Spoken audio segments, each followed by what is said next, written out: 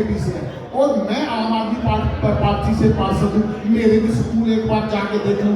ये नीति और नियत पे डिपेंड करता है। हमारी नियत एजुकेशन की तरफ थी, तभी हम आम आदमी पार्टी पे आए हैं। उनकी नीति है ही नहीं।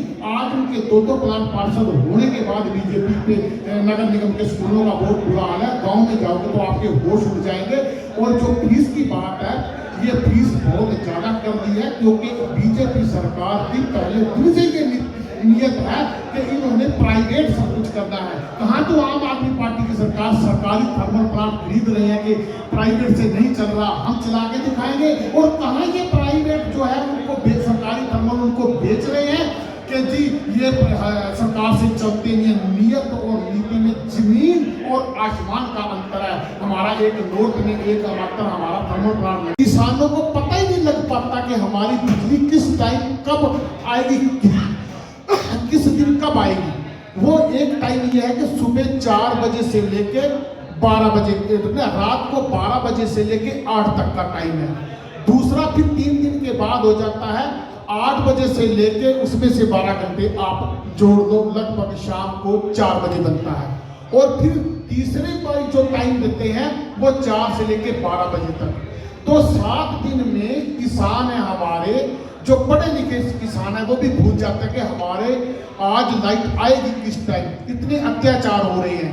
रात को जो किसान है खेतों में घूमते हैं और नंगे पैरों घूम सकते हैं, क्योंकि जीरी में आप जूते पहन के तो घूम नहीं सकते। तो नंगे पैरों में उनको सांप और कीड़ों के बीच में जाने के लिए मजबूर किया जाता है। रात में 12 बजे बिजली का कौन सा टाइम है, ना सोने का ना जागने का, उसकी तो सारी रात खत्म हो गई। इससे बढ़िया तो 2 शिफ्ट कर देते, एक 4 दिन में और 3 दिन रात में। क्योंकि ये खट्टर साहब की जो नीतियां हैं वो किसान विरोधी हैं, पब्लिक विरोधी हैं।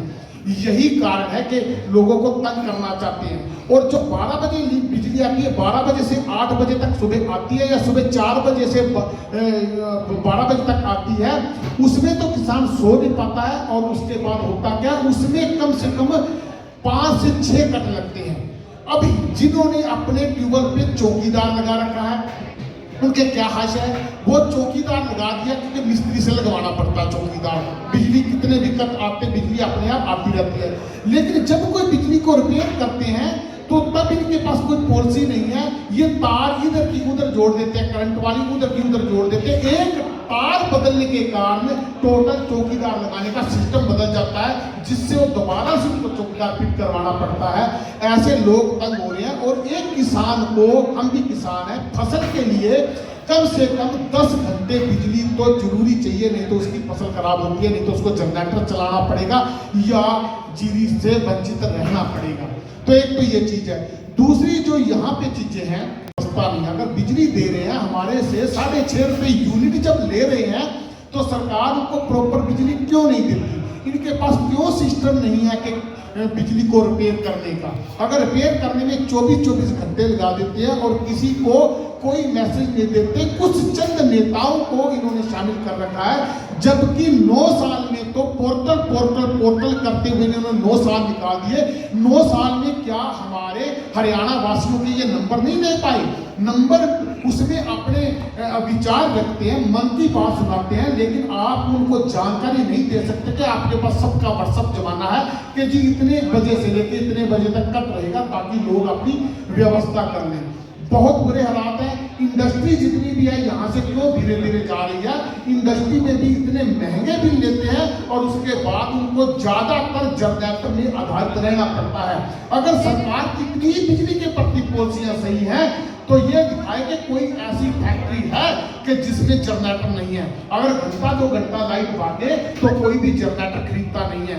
आज 99% फैक्ट्री में आप पत्रकार होता है जाके देखें कि जनरेटर है। वो जनरेटर किस लिए? जब अव्यवस्था होती है तब जनरेटर की व्यवस्था लागू होती है।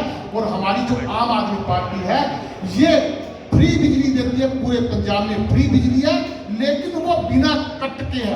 ऐसे नहीं कि फ्री दे दिया और उसमें कट लगा के लोगों को परेशान कर दिया। ये व्यवस्था नहीं बना पाए, इसीलिए बिजली के ऊपर हमारी सरकार आंदोलन करने पे उतारू।